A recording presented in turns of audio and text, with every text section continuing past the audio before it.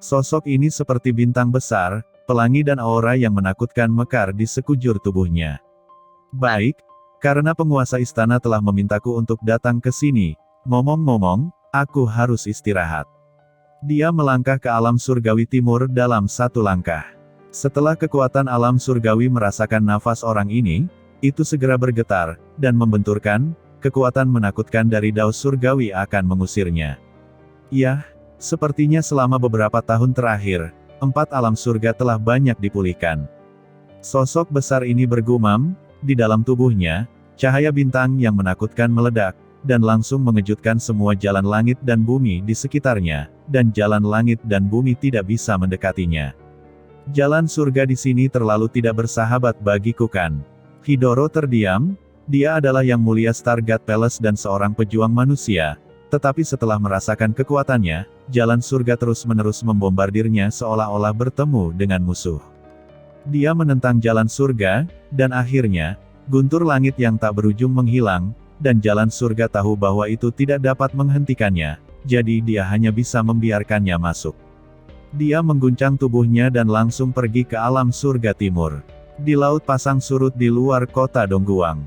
Sebuah kapal perang terbang dengan tenang, dengan kecepatan yang mencengangkan, seperti lampu listrik, dengan cepat mendekati kota Dongguang. Di dalam kapal perang, di antara cakram giok yang sangat kaya, Qin Chen melonjak melalui jalan api yang menakutkan. Di depannya, api yang memancarkan aura panas yang tak terbatas membakar dengan cepat. Nyala api ini terus berubah berbagai warna. Tersedia dalam warna putih, biru, ungu, emas, merah, hitam, hijau. Ini adalah Zhou Yushengyan yang menggabungkan banyak api, tetapi pada saat ini, itu bukan lagi Zhou Yushengyan, tetapi perpaduan api es Youkong, api iblis King Lian, api emas matahari besar, api jiwa Yin Yang, api sejati Zimu, api bencana dan api entropi Tiandu. Nyala api yang mengerikan menelan, dan pada akhirnya, nyala api tak berwarna terbentuk, dan nyala api tak berwarna ini mengandung aura mengerikan yang bahkan membuat jantung Qin Chen berdebar. Namun, nyala api ini masih menyala dengan ganas, tergantung di piringan giok keberuntungan alam semesta, dan terus berguling dan melompat, serangkaian sinar cahaya 5 warna keluar dari nyala api, dan seluruh piringan giok keberuntungan alam semesta berwarna-warni. Qin Chen mundur ratusan meter dengan wajah pucat. Baru pada saat itulah dia menemukan bahwa semut kecil dan huo kecil sama paniknya dengan dia, hanya menatap lampu warna-warni yang tak ada habisnya. Qin Chen merasa bahwa dia baru saja melakukan hal yang sangat menakjubkan. Dia mengeluarkan bendera formasi dan mengatur beberapa formasi pertahanan untuk bertahan melawan api berwarna-warni. Baru kemudian dia melihat nyala api yang bergulung dengan semut kecil dan api kecil. "Bos, nyala api ini mengerikan," kata semut kecil dan huo kecil dengan jantung berdebar. Mereka sama sekali tidak takut dengan api. Mereka bahkan suka hidup di dalam api dan menyerap kekuatan api untuk memperkuat diri, tetapi pada saat ini, mereka gemetar hebat. Mereka memiliki perasaan bahwa setelah nyala api terbentuk, mereka bahkan dapat membakarnya menjadi kehampaan. Qin Chen tidak menyangka bahwa nyala api ini akan membuat momentum yang luar biasa ketika mereka bergabung. Ini sangat menakjubkan. Api yang berjatuhan semakin besar, dan wajah Qin Chen semakin tidak sedap dipandang. Begitu api yang mengerikan ini meletus, semuanya akan hancur di pohon dewa surgawi yang dia tanam di dekatnya dan beberapa kebun obat suci di sekitarnya. Qin Chen mencoba mengomunikasikan Void Flame ini dengan indera spiritualnya, tetapi terkejut menemukan bahwa indera spiritualnya dapat berkomunikasi dengan Void Flame tanpa halangan, yang berarti bahwa setelah nyala api ini menelan semua api langit, itu tidak keluar dari kontrolnya. Segera, Qin Chen mengarahkan Void Flame untuk berlari lebih jauh, bukan untuk mendatangkan malapetaka di sekitar sini. Benar saja, api Void meluncur langsung ke kejauhan, dengan lompatan ekstrim dan semangat dalam api, jelas masih berubah. Qin Chen awalnya berpikir bahwa waktu untuk mengubah nyala api ini tidak akan terlalu lama, tetapi siapa yang tahu bahwa setelah nyala api ini terbakar, itu berubah menjadi kuncup bunga transparan yang menunggu untuk ditempatkan, tergantung di udara, di dalam kuncup bunga, di sana adalah sejenis api baru yang menyala dan terbentuk. Proses ini sangat lambat dan jelas membutuhkan waktu yang sangat lama, dan tidak akan berhasil dalam setengah waktu. Namun, begitu berhasil, nyala api baru akan mekar dari kuncupnya. Qin Chen memiliki firasat bahwa banyak nyala api yang dia miliki sebelumnya akan memiliki perubahan baru yang belum pernah terjadi sebelumnya. Semut kecil, Huo kecil, aku akan menyerahkannya padamu di sini. Anda melihat nyala api ini untuk saya, kata Qin Chen. Ini untuk kami, ucap Xiao Yi dan Xiao Huo, keduanya berkata dengan penuh semangat. Di kapal perang, Ji Wuxu dan yang lainnya duduk bersila, menutup mata untuk memperbaiki rantai. Tiba-tiba, kekosongan melintas dan Qin Chen muncul di sini. Qin Chen, kamu akhirnya keluar, kata Ji Wuxu membuka matanya dan tersenyum. Yu Qianzu dan Ji Ruyu juga berdiri. Bagaimana itu? Kapan kita akan tiba di kota Dongguang? Ucap Qin Chen bertanya. Segera, seharusnya sebentar lagi tiba, ucap Ji Wuxu tersenyum. Qin Chen mengangguk dan tidak sabar untuk kembali ke alam surga timur. Sebelum datang, Raja Zong dan yang lainnya sudah menyampaikan kabar tersebut ke kota Dongguang. Sepertinya Tian Wu dan Pu juga sudah menerima kabar tersebut. Di luar kota Dongguang, di dermaga, satu persatu kapal perang berlabuh. Saat ini, kapal perang besar dan kecil sedang memasuki dermaga tempat dermaga tersebut berada.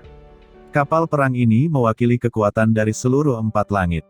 Di dermaga terbesar, pada saat ini, beberapa sosok yang memancarkan aura luas sedang berdiri di sini, di antaranya beberapa lelaki tua, tampak bersemangat dan menunggu. Kelompok orang ini secara alami menarik perhatian kekuatan lain di sekitarnya. Kakak Chu, terakhir kali kami datang ke kota Dongguang lebih dari 100 tahun yang lalu, jadi aku tidak tahu situasinya. Orang-orang itu berasal dari Tianwu dan Pu di kota Dongguang. Ucap seorang pria setengah tua yang memimpin mereka berkata sambil tersenyum. Melihat sekelompok orang dengan iri di matanya. Tianwu dan Pu, kekuatan macam apa itu? Ucap pria berambut pendek bermarga Chu menunjukkan sedikit keraguan di matanya, dan wajahnya curiga. Ini adalah kekuatan teratas yang baru muncul di kota Dongguang selama beberapa tahun terakhir.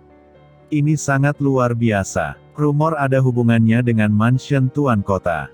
Jika saudara Chu memiliki sesuatu untuk dijual, pergi saja ke toko Tianwu dan Pu ini.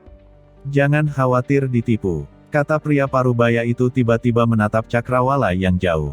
Untuk waktu yang lama, dia menunjuk ke sisi lain dan bertanya, Kakak Chu, lihat ke sana, apakah ada sesuatu yang mendekat? Pria berambut pendek itu melihat ke arah yang dia tunjuk, dan dia menyadari ada titik hitam kecil di sana yang dengan cepat mendekati kota Dongguang. Bintik hitam awalnya tidak mencolok, dan jarak di antara mereka terlalu jauh untuk dilihat. Namun segera, garis samar tercetak dalam visi keduanya. Itu sebenarnya adalah kapal perang yang panjang, gelap, dan dalam. Dalam sekejap mata, kapal perang itu telah tiba ribuan mil jauhnya dari kota Dongguang, bergemuruh menuju dermaga kota Dongguang. Ketika mereka semakin dekat, mereka menemukan kengerian kapal perang ini. Ternyata itu adalah kapal perang setinggi 10.000 kaki. Itu gelap gulita dan memancarkan aura yang mengerikan. Dalam sekejap, kapal perang ini berhenti di dermaga kota Dongguang dan langsung berlayar menuju dermaga terbesar di kota Dongguang. Kapal perang kelas apa ini? Gumam semua orang di dermaga terpesona oleh kapal perang yang begitu menakutkan, dan tertegun. Fluktuasi energi yang membingungkan keluar dari kapal perang. Setelah memasuki dermaga, kapal perang dengan cepat menyusut hingga berukuran lebih dari 10 meter. Terlebih lagi, setelah kapal perang ini berlayar ke dermaga, orang-orang di toko Tianwu dan Pu di dermaga sangat bersemangat, dan dengan cepat menyambut mereka. Pada saat yang sama, dari kapal perang, sekelompok orang keluar, masing-masing mengenakan tudung, tidak dapat melihat wajah mereka, dan dengan cepat bergabung dengan orang-orang Tianwu dan Pu. Kapal perang ini menyusut dengan cepat di bawah pandangan penuh semua orang, dan akhirnya menghilang. Ini jelas merupakan kapal perang kuno yang dapat mengubah Sumi menjadi biji sesawi. Mungkinkah kekuatan di belakang Tianwu dan Pu akan segera muncul? Kafilah dan yang lainnya yang telah berbicara sebelumnya memiliki kegembiraan di mata mereka. Mereka masih berbicara tentang kekuatan di belakang Tianwu dan Pu sebelumnya, siapa tahu mereka telah melihat pemandangan seperti itu. Mereka membuka mata lebar-lebar dan ingin melihat orang-orang yang datang, tetapi menemukan bahwa orang-orang ini mengenakan jubah dan tidak dapat melihat wajah mereka sama sekali, jadi mereka diam-diam mengungkapkan penyesalan. Tidak, seseorang dari tim penegak hukum lewat. Apa yang akan dilakukan ini? Tiba-tiba, pria bermargacu berkata dengan ragu. Benar saja, setelah kedatangan kapal perang ini, sekelompok orang berbaju zirah dengan cepat keluar dari ruang manajemen dermaga di kejauhan, dan berjalan menuju sekelompok orang di toko Tianwu Danpu itu. Tim penegakan hukum dermaga berasal dari wakil tuan kota Luo bukan? Apakah ini konflik? Wajah lelaki tua itu tiba-tiba menunjukkan warna yang luar biasa. Di dermaga, sekelompok orang memandang Qin Chen dengan penuh semangat. Itu adalah staf tingkat tinggi Tianwu Danpu seperti Guru Suci Arai Hantu, Xingtianya, dan Huo Lao. Namun, Guru Suci Arai Hantu dan yang lainnya tidak berdiri di depan kerumunan. Yang di depan ternyata adalah seorang pria dengan hanya basis kultivasi dari Master Sage Surgawi Puncak. Budak hitam, kenapa kamu di sini? Ucap Qin Chen menatap pria di depannya. Tanpa diduga Master Sage Surgawi Puncak ini sebenarnya adalah seorang budak kulit hitam. Tuan muda, ucap budak hitam itu melangkah maju dengan penuh semangat. Sebagai bawahan yang telah lama bersama Qin Chen, hubungan antara budak hitam dan Qin Chen secara alami sangat dekat. Meskipun basis budidaya budak hitam saat ini jauh di belakang Qin Chen, itu selalu menjadi puncak paviliun Chendi dan orang terdekat Qin Chen. Tuan muda, Tuan budak hitam diundang ke kota Dongguang setelah kami menghubungi paviliun Chendi di Guanghan Mansion atas perintah Anda. Ucap ketiga orang Xingtianya tersenyum dan berkata, ada senior budak hitam di Tianwu Danpu, kami semua sangat nyaman, dan kontak antara Tianwu Danpu dan paviliun Chendi juga lebih nyaman. Qin Chen tersenyum, jelas bahwa setelah tiga guru suci Arai Hantu menghubungi paviliun Chendi, mereka secara alami akan mendirikan cabang di kota Dongguang, dan budak hitam akan datang. Jelas tidak ada masalah dalam hal kualifikasi. Tuan, selain saya, beberapa orang di Guanghan Mansion juga datang ke kota Dongguang untuk pembangunan. Dalam hal memperbaiki lingkungan rantai, kota Dongguang jauh lebih makmur daripada Wen Hantian. Kata budak hitam itu tersenyum. Budak hitam itu menyingkir, dan dua wanita cantik keluar, keduanya dengan ekspresi agak gelisah. Keduanya bukan yang lain, mereka adalah Wei Siqing dan Murong Bingyun. Ketika Qin Chen meninggalkan Wen Hantian, Wei Siqing dan Murong Bingyun telah menembus alam guru suci. Sekarang tahun-tahun ini telah berlalu, basis kultivasi mereka semua telah mencapai ranah Saint Master jangka menengah, dan dapat dilihat bahwa peningkatan di tahun-tahun ini juga sangat besar, tetapi dibandingkan dengan Qin Chen itu jauh lebih buruk. Qin Chen, ucap Wei Siqing menggigit bibirnya dan menatap Qin Chen dengan ekspresi rumit. Ada sedikit kegembiraan di matanya, dan matanya sedikit basah, tetapi dia tidak bisa mengatakan sepatah kata pun. Di samping, Murong Bingyun melirik Qin Chen, samar-samar bersemangat, tetapi setelah melihat Qing Qiuzi dan dua bersaudara Qingsu yang mengikuti Qin Chen, dia tiba-tiba mendengus dingin. Ayo kembali ke toko Tianwu Danpu dulu. Ucap Qin Chen sambil tersenyum, begitu dia kembali ke kota Dongguang, dia bisa melihat beberapa teman, dan Qin Chen secara alami cukup bahagia. Begitukah cara Anda ingin pergi? Pada saat ini, suara keras terdengar, dan sekelompok anggota tim penegak hukum dengan cepat jatuh dan mengepung Qin Chen dan yang lainnya. Melihat sekelompok orang dari tim penegak hukum ini, wajah Ghost Arai Saint Lord dan yang lainnya tiba-tiba menjadi sedikit jelek, dan mereka berkata dengan dingin, Luo Feng, kamu tidak perlu mencari masalah. Bukankah ini orang dari Tianwu Danpu? Kami melayani penegakan hukum. Apa masalahnya? Ucap Kapten penegak hukum terkemuka mencibir, lalu langsung menuju Qin Chen dan berkata dengan dingin, kapal perang tadi seharusnya menjadi milikmu. Perkenalkan dirimu. Nama saya Luo, pemimpin tim penegak hukum di dermaga kota Dongguang. Kapal perangmu tidak melapor sebelum memasuki kota Dongguangku. Sekarang tolong serahkan kapal perangnya dan biarkan aku memeriksanya, dan pada saat yang sama, tolong lepaskan jubahmu, menghapus penyamaran Saint Yuan, dan mendaftarkan identitasmu. Qin Chen tiba-tiba mengerutkan kening, ada apa? Apakah kapal perang toko Tianwu Danpu di kota Dongguang akan diperiksa? Kapal perang karavan normal secara alami tunduk pada inspeksi, tetapi Qin Chen sudah tahu bahwa Tianwu Danpu telah berkembang sangat baik di kota Dongguang selama bertahun-tahun, dan asisten wakil penguasa kota Sleeping Dream Immortal harus dibebaskan dari inspeksi. Apa yang sedang terjadi? Tanya Qin Chen melirik Huo Lao dan yang lainnya. Budak hitam itu tampak jelek, dan berkata kepada Qin Chen, "Tuan, orang ini bernama Luo Feng, kapten tim penegak hukum dermaga, tetapi pamannya adalah wakil penguasa kota Dongguang, penguasa suci puncak, dia memiliki toko besar di kota Dongguang. Munculnya Tianwu dan Pu kita telah memengaruhi toko mereka, dan selalu ada persaingan satu sama lain sesuka hati." Wakil tuan kota, gumam Qin Chen menyipitkan matanya, tidak heran orang ini berani menjadi begitu sombong, bagaimana dengan senior Sleeping Dream Immortal? Sebelum saya pergi, saya memintanya untuk melayani sebagai persembahan kepada Tianwu Danpu. Budak hitam itu berkata, peri mimpi tidur senior secara alami banyak membantu kita, jika tidak Tianwu Danpu kita tidak akan berkembang begitu cepat, tetapi wakil penguasa kota Luo ini bukan orang biasa, dia sekarang adalah wakil penguasa kota kedua dari tuan kota Dongguang, senior Sleeping Dream Immortal hanya bisa menduduki peringkat ketiga, jadi ada beberapa hal yang tidak bisa dikelola oleh senior Sleeping Dream Immortal. Pada saat ini, Huo tua sudah bernegosiasi dengan pemimpin Luo Feng, merendahkan suaranya, "Komandan Luo Feng, apa yang terjadi di antara kita, mari kita bicarakan nanti.